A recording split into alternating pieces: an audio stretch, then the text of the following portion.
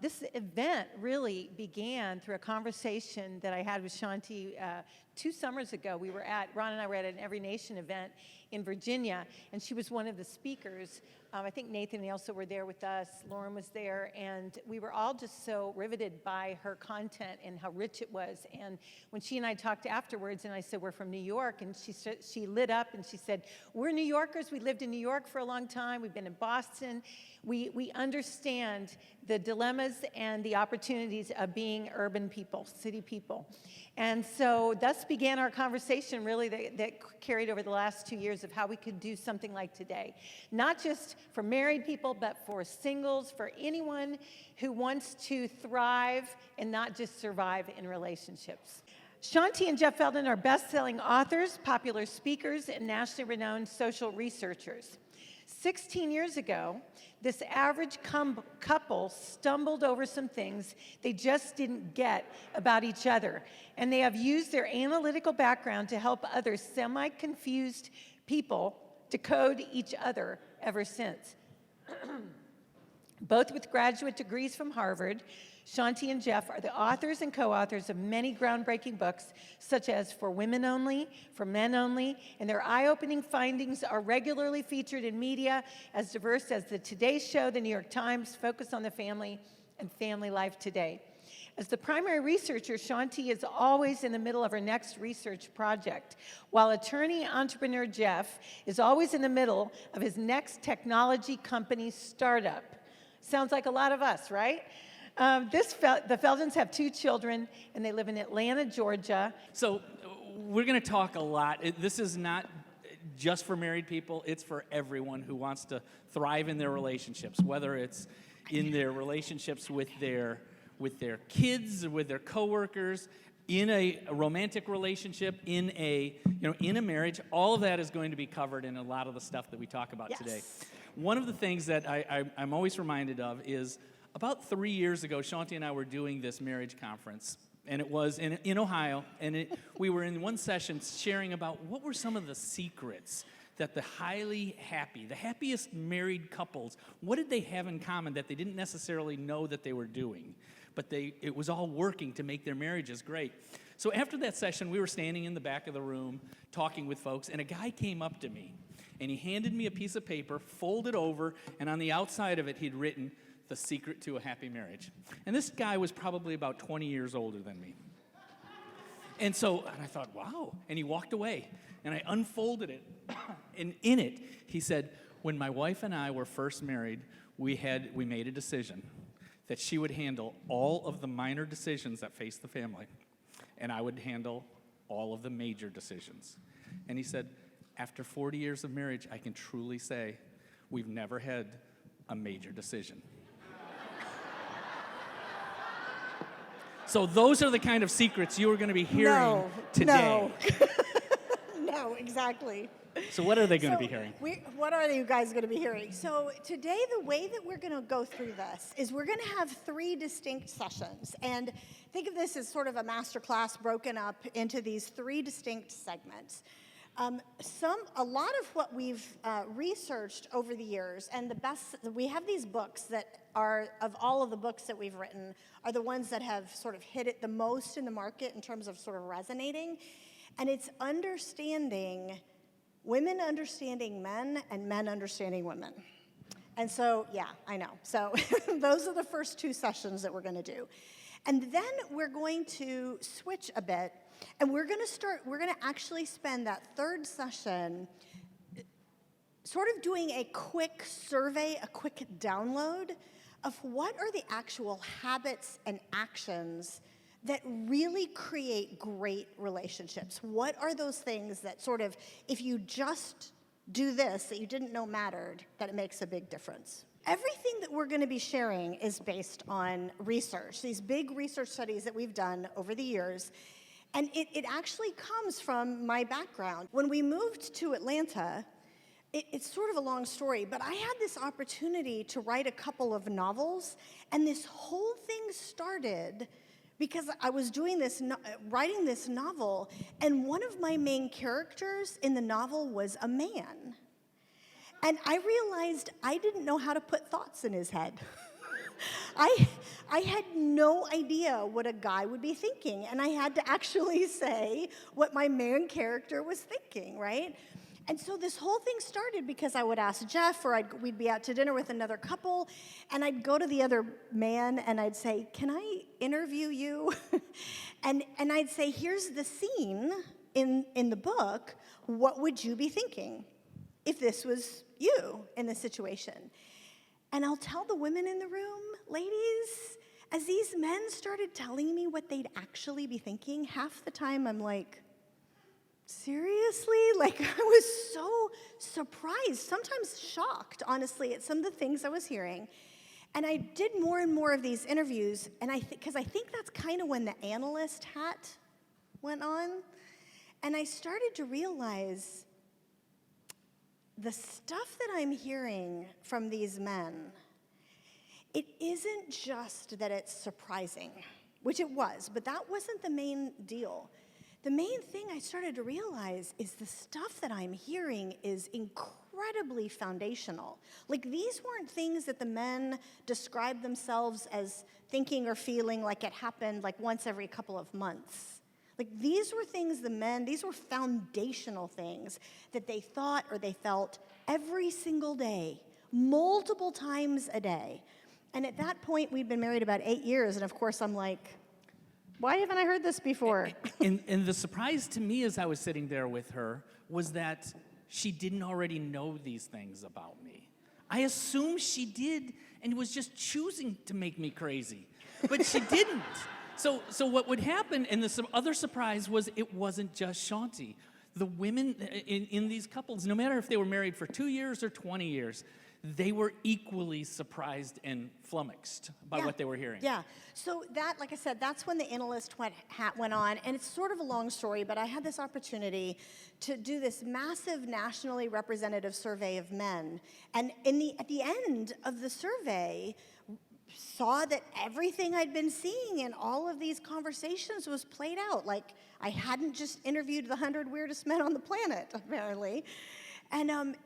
And that started, it's a bit of a long story, but that laid the foundation for everything that we're doing today to put us into this field of social research where we have now interviewed and surveyed over 16, 17 years now. We have interviewed and surveyed more than 30,000 men and women and teenagers in all of these areas, from relationships and marriage and sex and money, that's our latest one, and the workplace, professional issues, like, it's been all over the map. So what we're bringing you today is based on these big surveys. We've spent almost $750,000 on the research over the years in order to be able to bring you good, rigorous data. So it's not our opinion. So dive in? Dive in. The first finding, and it's very short, very quick, very easy to understand, is that we actually found that it's not the big things that tend to trip us up in our relationships. I mean, big things kind of do happen in some, but for the most part, what we found was that men and women have goodwill toward one another, that they're trying really hard to make the other one happy, and they're trying to succeed in their relationship, but because they have a mismatch of things that they believe about the other and that they know about themselves, they're oftentimes trying in the wrong places, and they're just not synced up. And what that happens is, a lot of times, they're not meeting the needs of the other, and other times they're actually hurting one another without intending to, because of these mistaken assumptions that are running underneath the surface that many of us just don't even really question. So what we're hoping today is that you will develop a language and begin to question the things that are going on inside of you. So that you can try hard suddenly, once you know these things, you can try hard in the right areas. And it's super simple. This doesn't solve the big issues, if there are any, but it makes them a whole lot easier to solve because you're together. And so that's the sort of the starting point. Just think about it this way from the very beginning with this sort of first big picture finding. Now, this is whether you've been married for years or whether you've been kind of looking around for years, dating here and there. it is incredibly important knowledge, and especially, honestly, if you're not yet in a lifelong committed relationship, this is the kind of stuff, as we were doing some of the surveys of the singles, this is the kind of stuff that literally can change the trajectory of your life and change the trajectory of your future relationships because you're laying a good foundation from the beginning. So think of it as re-engineering your assumptions for everything that we're going to say from now on. The second major finding I know is going to shock everybody in the room, but that is that in many ways, men and women are just different. And even, I know today that that's a controversial issue, and let me unpack some of this, because again, this is all based on research, not our opinion. I won't have time to get into a ton of the neuroscience behind it. It does turn out that when neuroscientists do what's called functional MRIs or fMRIs, that I actually listened to a neuroscientist, I've interviewed many, and I actually listened to a neuroscientist say that when you look at the brain scans of men and of women, that in most cases, and there are exceptions to this, but in general, in most cases, it's almost like looking at the brain scans of two different species in some ways, because there are literal structural differences as well. And so some of what I'm going to say is because of literally some of the different processing differences, et cetera, between men and women. So there are these differences. However, one of the biggest things emotionally that impacts us in our relationships, if you're in a relationship with the opposite sex that you don't recognize as going on every day, is that it turns out that men and women tend to have two different sets of primary insecurities running underneath the surface. And we don't realize it. Now, by the way, should have said, when we talk about the research, should have said this from the beginning, that I'm going to be making generalizations. There are always exceptions.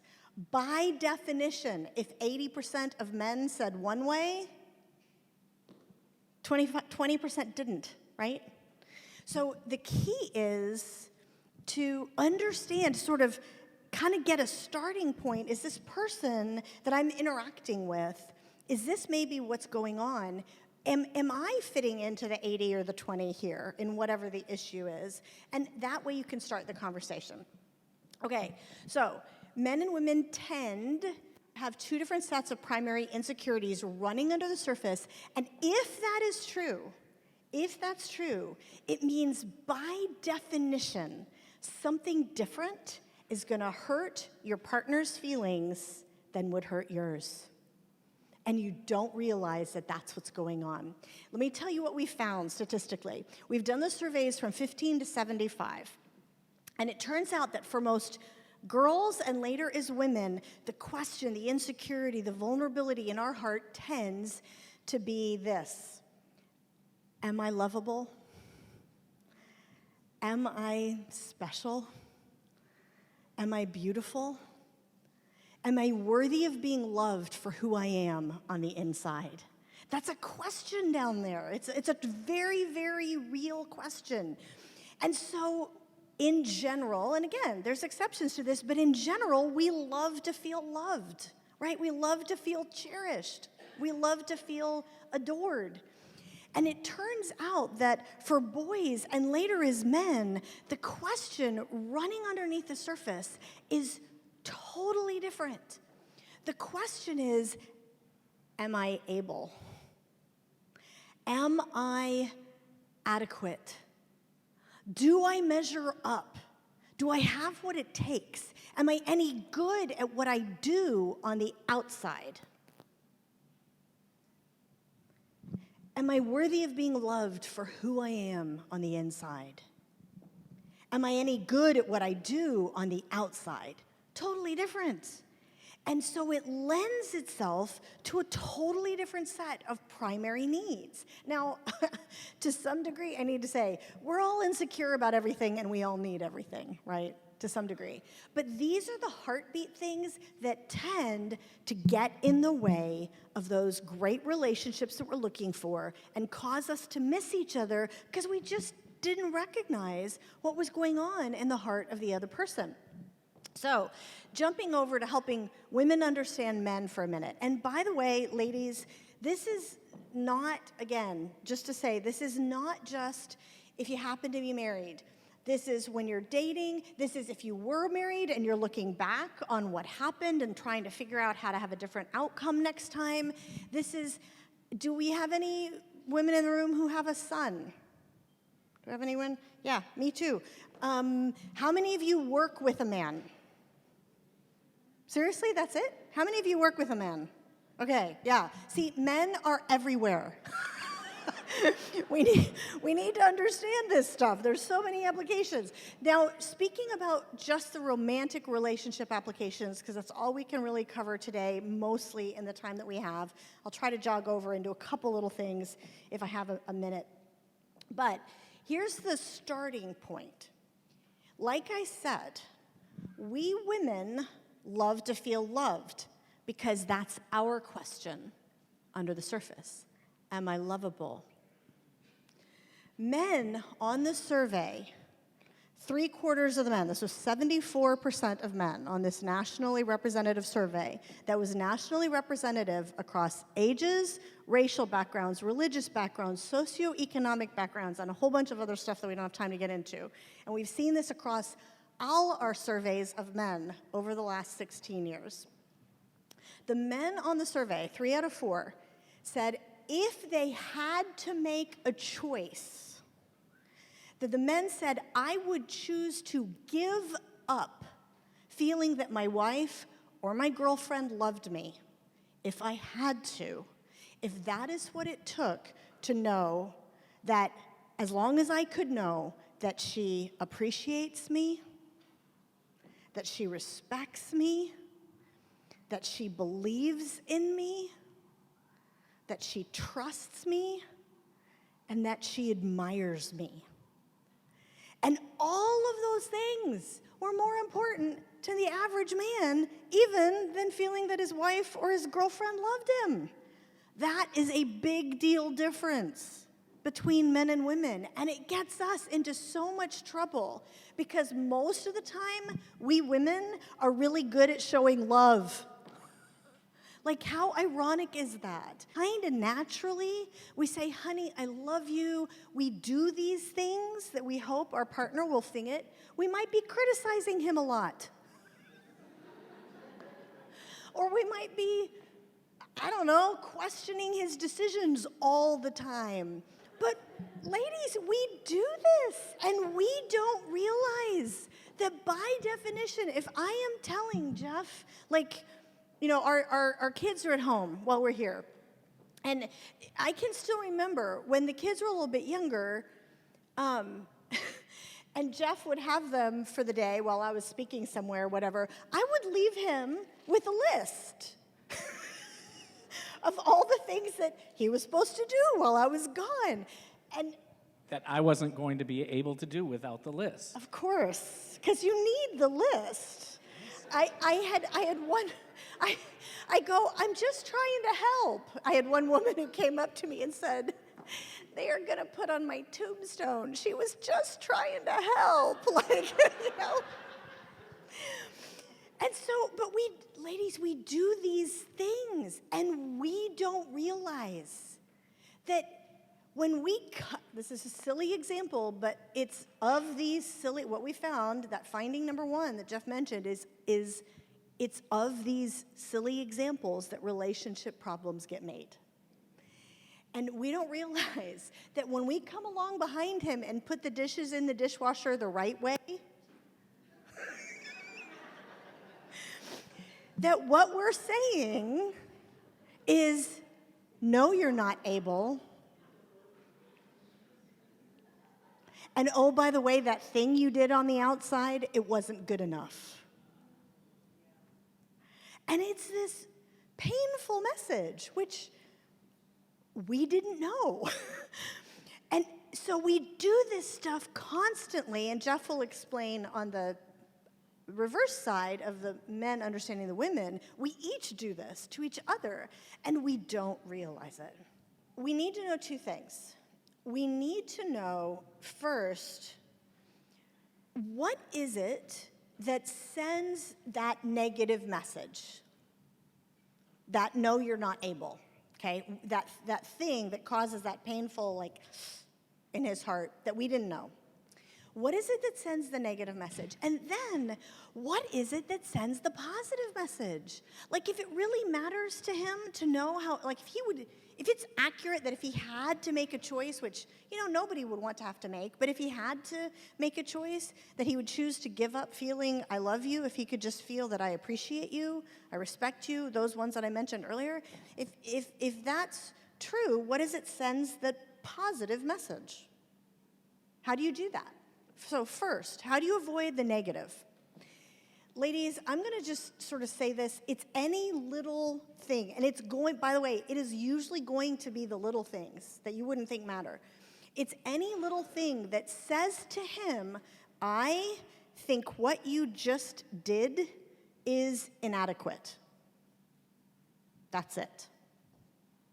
It says, I think you are inadequate. I think this thing you just did is inadequate. And it's the littlest stuff, the day-to-day stuff that we wouldn't realize mattered. I'll give you an example of this. So I was flying home to Atlanta, where we live now, and we had just put out the new editions of the books, and we were flying home to film. I was actually flying home to film the DVD study. We have DVD and streaming videos to kind of go through the application of this. I was talking to the guy next to me on the airplane, and I should confess, I interview every man I come across. Sort of, kind of feel bad for the guy who's trapped next to me on the airplane for 2 hours. But, if he's bored and he's reading Sky Magazine, he's fair game. So anyway. So we get into a conversation about his relationship, and his shoulders just kind of slumped a bit. Like, he just looked a little defeated. You know what I'm talking about when you kind of just see somebody who looks a little defeated? And he said a phrase that I had heard many times from Jeff in the past, and I had no clue what Jeff was talking about. And ladies, I can promise that anyone in this room who's ever been in a more serious relationship with a man, you've probably, at least some of you, have heard this phrase and had no idea what he was talking about. And this guy said, look, I love my wife, but nothing I do is ever good enough for her. I wish I could have recorded that. All right. Now, because of the research, because we were further along in the research, at this point I thought I knew what he was talking about. And I said, can you give me an example? And he said, I'll just tell you something that happened last night. He said, my wife and I had friends over for dinner. The kitchen was kind of a wreck. She had to run out to a meeting. And she said, honey, would you be willing to clean the kitchen so when I come home, we can go right to bed? He said, sure, no problem. So she comes home from the meeting and kisses me on my cheek and looks over my shoulder into the kitchen and goes, huh, and grabs a sponge and starts re-cleaning all the countertops. And he said, it just kills me. Nothing I do is ever good enough for her. Finally, I realized, wait a minute, the reason I am saying, which I have thought to myself, that should not bother you, is that it wouldn't bother me. He's not me. He's wired very differently. And I would say, from a faith-based perspective, wired very differently by a God who knew what he was doing. So I asked this gentleman on the plane, I said, is there anything that your wife could have done differently where you would have, received that differently? And he looked at me like I was nuts, like I had two heads. He was like, yeah, she just would have appreciated what I tried to do. Like, if I miss the crumbs under the toaster, she can clean it later when I'm not looking. and I realized, perfect, silly, day-to-day example of how easy it is to say, no, you're not adequate, and oh, this thing you did on the outside, it wasn't good enough, you failed. And I would never think that I was sending that message or that that mattered, and it does. So we have to understand what is it that sends that message and look for those things. Sort of reverse engineer and go, what was it that I said? What was it that I did that's bothering him that I can trace to, oh, I was saying you're not adequate. Okay, reverse side. What is it that you can say on the positive side? You guys Kinda have scary. obviously seen that Shaunti is a student, researcher, and the best thing about her is when she learns these things, she wants to apply them. And usually, I'm the guinea pig, so she applies them to me.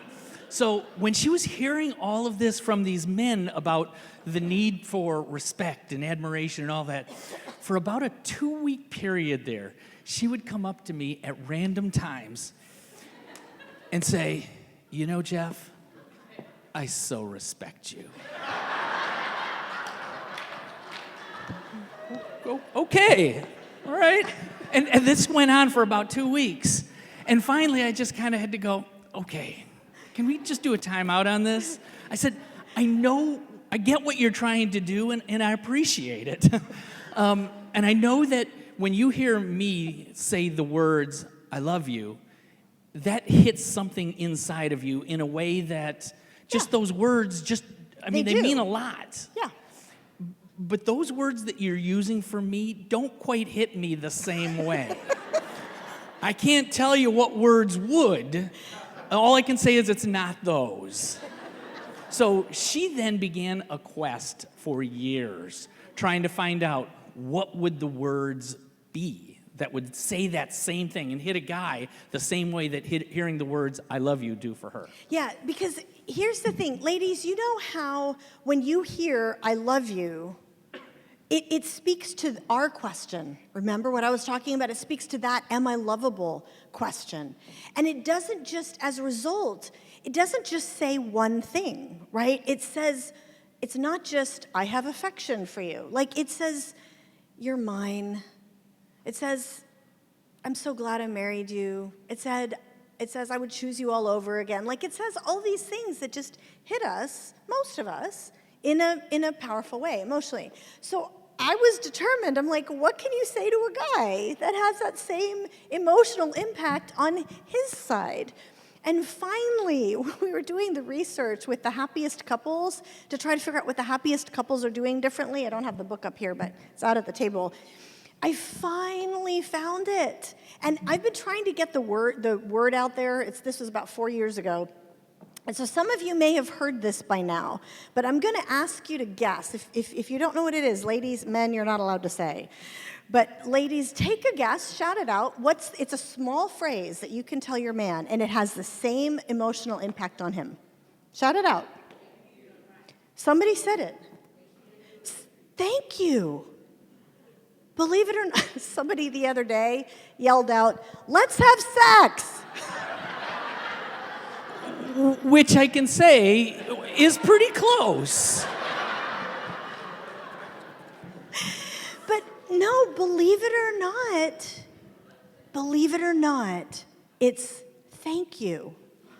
And it's thank you for the little day-to-day things of life. It's literally saying, thanks so much for picking up Chinese food for me, on the way home. Thanks for, I noticed that we were having, the light bulbs were burned out and you changed them. That was driving me nuts. Like these little day-to-day statements. And here's why it hits the men so much, ladies. And this was, by the way, this was not 100%, but this was really close. I can't remember what it was. It might have been like 94% or something. It was a very high number. Here's what it says to the guys. It says, I noticed what you did on the outside. That's the first thing it says. I noticed it to begin with. And it was good. And I appreciate it. Like it says all these things that just hits a guy in every way that he's longing to be filled up. Some of you may be skeptical about this. Totally fine. I was talking to a woman who was a single woman outside, big city. I was doing an event there, And she came up to me afterwards. She was like, Shaunti, I don't know that I believe what you're saying. And I said, and I'll tell you the same thing. If you have any skepticism, I told her, don't believe me. Don't believe me. Try it. And see what happens. And so I find out later, she talked to me later, that night, she was a server. And she went off to her restaurant. She was a huge restaurant. And there was a guy that she kind of had her eye on at the restaurant, this guy named Kyle, that she had been thinking was kind of cute. And there was also an issue going on, and had been going on for several weeks, between Kyle and one of the managers of the restaurant. They had a personality clash, and they'd been kind of getting into it over the last few weeks, and it had been kind of involving other people, and it had just been making it miserable for the staff of this restaurant. And that night, she goes off to work, and she watches across the room as the manager comes over to Kyle and starts trying to get into it again with him. And she watches as Kyle says, I'm not going to do this with you, man. This is not the place for it. It's making it miserable for everybody. We need to take this offline. Call me later, okay? And he walked away. So this woman goes up to Kyle a few minutes later and says, Kyle, I saw what you did. He was trying to provoke you, and you wouldn't let him because you know how miserable it's been for every one of us. You were trying to protect us. Thank you for that. You are such a man of honor. Thank you. And she walked away. She told me later, Shaunti, he followed me around all night. Because here was this woman who saw what he did and said it was good. And it just filled him up in this way that his heart was longing to be filled. Ladies, we don't realize, we don't see it, we don't recognize it. Some of us, when you have a son, you might start seeing it more. We don't recognize how difficult this culture can be for our men, where we don't realize that male bashing has become the one okay kind of bashing. When I first had just gotten the surveys back and discovered that thank you for guys was the emotional equivalent of I love you for women. Again, not everybody, but in most cases. I was so excited. I was speaking in Wisconsin at this big women's event. There were 1,000-something women in this big auditorium. And as I was so excited, like the book wasn't even out yet, but I had to, I had to share what I'd learned. And so I shared this about thank you, and this one woman who was sitting like front and center, kind of where you're sitting right now, she popped up and marched out the door. And sometimes I know some things can be a little offensive. It can be hard to hear. Bummer. and so she comes up to me at the book table later, and her eyes are completely red because she'd been crying. She hadn't been offended. She'd been convicted. And she said, I realize I never think to say thank you. Like, I'm thinking it, but it doesn't make its way out of my mouth. And she said that very morning, she told me a story of that very morning, on her way to the women's conference, something had happened where she had, her husband was up on a ladder in their living room, and he was installing some sort of a light fixture. And she said he'd been up there for a couple of hours, and he was sweating. And she's like, it might have been a 5 curse word job. Like, it was one of those, like, really difficult things. And she said, it didn't even occur to me to say thank you. Like, I just waltzed by him on the way to the women's conference and said, bye, honey. And she said, I was so convicted, I ran out into the lobby and I grabbed my phone and I texted him and said, honey, when I left this morning, I didn't tell you how much I appreciate you putting up that light fixture and fixing that. She said, you know how much that's been bugging me, and I'm so glad that that's gotten done. Thank you for always keeping our house so nice. I love you. I'll see you later, right? So she comes up to me 5 minutes later, after this, at the book table, and she shows me the text string back from her husband, and it says, Who are you and what have you done with my wife?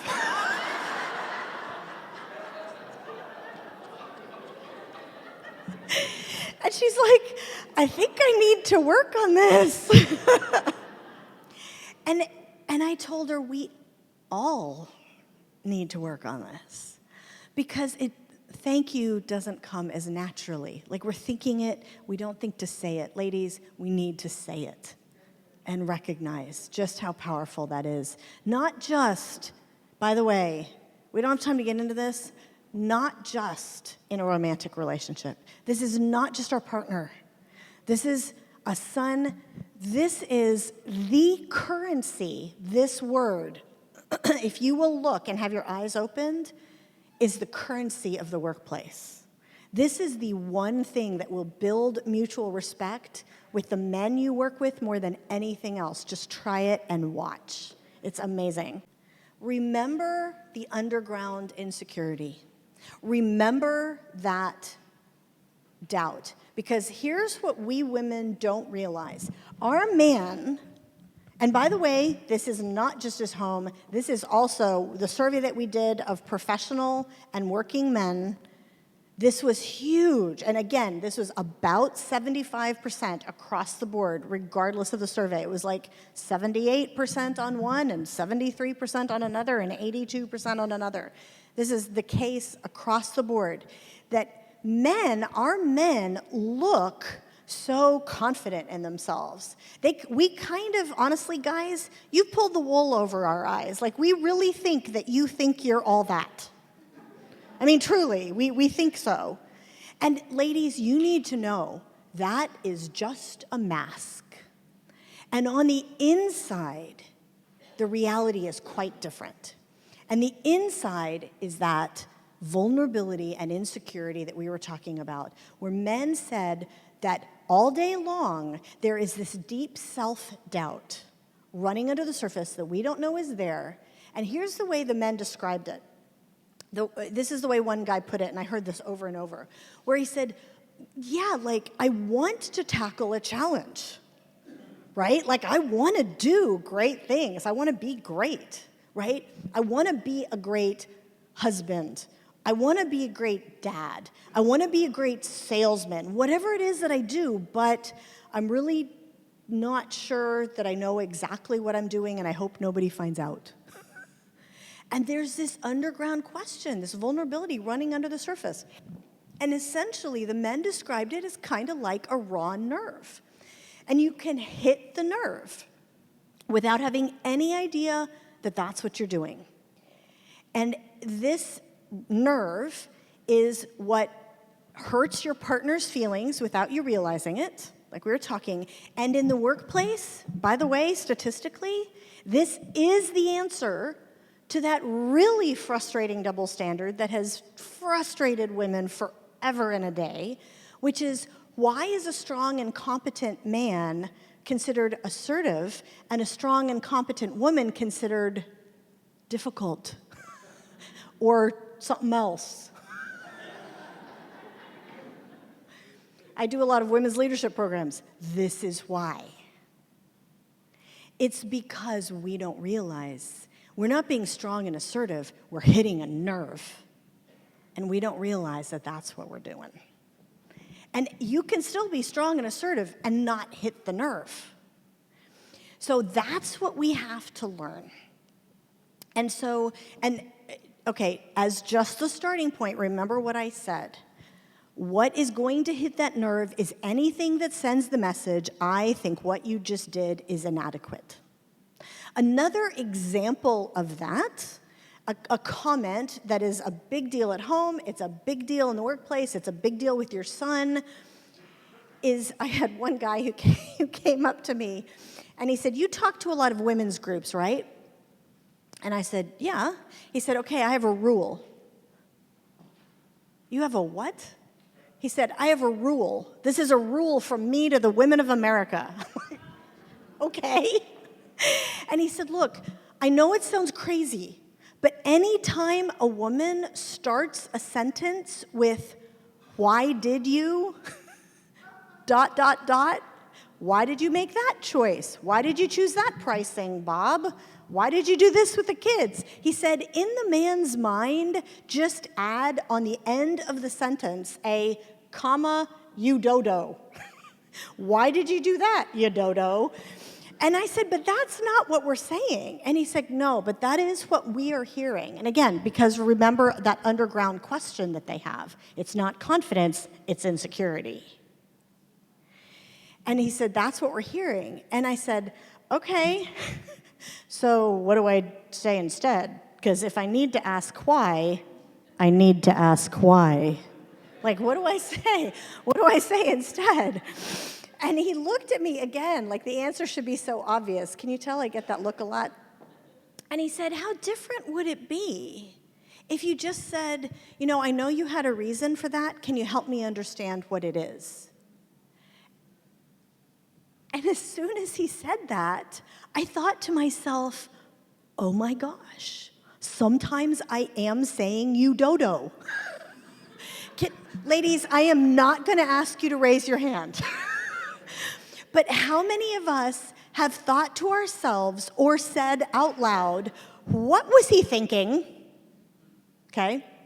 Yeah, don't raise your hand.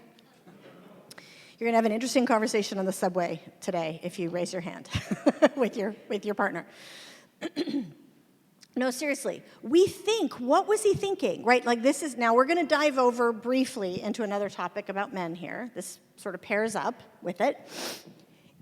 What are we actually saying when we say, what was he thinking? What is the translation of that? He wasn't thinking, right? That's what that translates to. Let's just be really honest, okay? Ladies, another thing that you need to know about men is that guys think about everything. They just do it completely differently than we do. Because in general, if we women are thinking about something, this is not to be offensive, but this is actually true. If we're thinking about something, you tend to know about it, right? Because women tend to be verbal processors. This is literally how our brains tend to be wired. Our brains tend to be wired where we tend to think things through by talking them through. Our brain is wired with more connections within the hemispheres and between the hemispheres of the brain and the verbal centers, which allows for that to kind of happen naturally. So we tend to think things through by talking them through.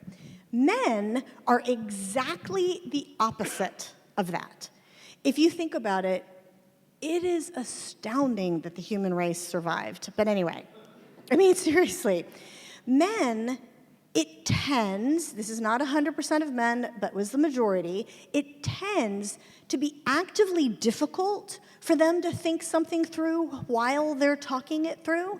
So they go underground instead. Men tend to be internal processors. That tends to be the way their brains are wired. And instead, they do an internal chess match, I guess is the way the guys often described it, where whether it's thinking about something with the kids, something about a work problem, something about how to handle money, like whatever it is, it's happening internally. And he does this sort of chess match where, well, if we need to be able to afford this, then I need to have done this over here. But wait, if we do this, and this has to have happened before that, and he does this internal processing sometimes for days, and it pops out the other end as a decision. And we women, and he says, I think we should do this. We women think this is the beginning of the conversation. And so we say, well, what about this? What about that? And we have money in our account from over here. And he's going, I spent 3 days thinking about this. And I thought through all of those things. It's like, okay, we didn't know. And so when you see your spouse or your partner or your colleague do something that you're like, what was he thinking? That's crazy. Just stop. It may actually be crazy, okay? That is one possibility. But stop and think to yourself, statistically, Shaunti promises me he probably has a reason for this, and say, Bob, when you chose that pricing, I know you've been working on this already for a few weeks. Help me understand. I'm not there yet. I'm not seeing this. Help me understand. And it assumes he has a reason for this. And do you notice? It's automatically a more respectful way of approaching it. See how all this works together? And makes a difference in everything in your relationship. So that was sort of the difference in processing and how men process internally and in general think things through, and we need to sort of start with the assumption that there's a reason. But again, why does the other way of doing it bother them so much? What is it? Again, come back to that internal self-doubt, that internal vulnerability. Here's the word picture that Jeff wanted me to share. Was really interesting because as we were doing this research, which we ended up doing all over the world, actually, and in every culture around the world, these things tend to be the same. That's why the books are in 26 languages right now. Where the question that's in a guy's heart, as I started to ask, help me understand this, like, what does this feel like to be a guy? We heard, interestingly, occasionally we would hear men in Seattle and Texas and New York and Singapore all say the same word picture sometimes, the same things. And one of those word pictures was this, where the way one guy put it, he said, look, here's what it sort of feels like. He said, you know how when you were a little kid and you were like 5 or 6 years old and you're in first grade and you're doing craft class, in first grade. And he said, back in the day, we would make an ashtray in craft class. Yes, for everybody under 40 in the room, we actually made ashtrays in craft class. I know, it's crazy, but we did. Now it's, pencil pots or mugs or whatever it is. I don't know. But back in the day, it was actually an ashtray. Anyway, and so he said, we would make ashtrays in craft class. And he said, it would be all misshapen, and the paint is all runny and it's all wonky on one side. But he said, when I was, 6 years old, when it was time to take it home, it was finished and handed to me, and it was like this precious thing that I had done, this precious thing, and I'm carrying it home to the most important woman in my life, and my little heart is beating so wildly with just this incredible nervousness and anticipation as I'm getting ready to hold it up to her, and I'm just hoping that she's going to take it and go, oh my gosh, this is amazing, great job at what you did, great job, as opposed to, it's all wonky on one side, right? And this guy said, I know it sounds funny, but we're still those little boys inside emotionally.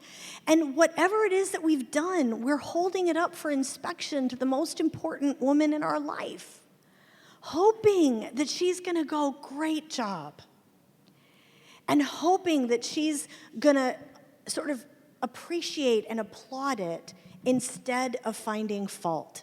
And that's the thing that we women tend not to realize about our husband, our boyfriend, whatever the relationship is we don't realize that our help is seen as finding fault. The words thank you, all of that matters. But what really, for the women out there, what matters is for him to know your heart. And whatever words you use. See, when I was a kid growing up in the 70s, I used to love to read the newspaper behind my dad. And, as a little kid. And what I used to love is going to the back of the sports section for the comics. And there was one of the comic strips, which was my favorite, which was Peanuts, And You were like a 40-year-old man as a 7-year-old boy. yeah, maybe. You liked maybe. peanuts, okay. Yeah, so I love the newspaper. So I love the peanuts. And so Shaunti knows that about me. And whenever she wants to really, really tell me that I did a good job, she'll say, "You're a good man, Charlie Brown." And I tell you, I'll run through a wall for her. And if you practice that and do that in your relationship, and he knows you mean it, your boyfriend, your husband, your coworker will run through a wall for you. And it is critical because it hits us right there. Yeah. So really, really quickly, another application of this that I want to mention really fast because we're out of time, but it's important. It's actually, believe it or not, Jeff and I just finished a 3-year research study on that one huge issue in relationships, which is money, right? And why do we get sideways with each other about money, right? And what's going on under the surface? And we'll talk a little bit more about this in the third session. But, and by the way, the book doesn't even come out until Tuesday. We have it here. It's the very first event that we have the books at. I know. Isn't that exciting? And yeah, don't worry. I'm not going to tell you to do a budget because it has nothing to do with money management. It's entirely you two, the relationship. And one of the things that we found is that, and this is an issue with both men and women, this is not necessarily just a gender thing, but money is not very gender related, like men and women are equally likely to be spenders or savers, for example. But there was one of the pieces of the puzzle that was extremely statistically gender correlated.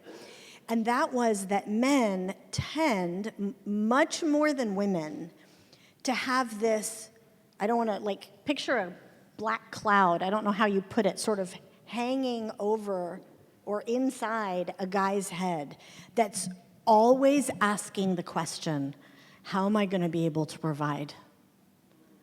How am I going to be able to provide for the family? If I'm single, am I going to be able to provide enough to even think about getting married? If there's any of you in the room as women who've been in a long-term relationship with a guy and it's like, what's taking him so long?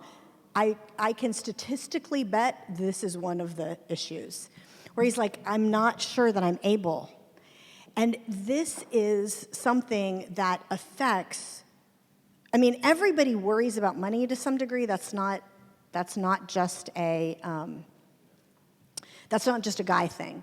But this, how am I going to be able to provide for the family, is so constantly there at the back of their mind or the front of their mind.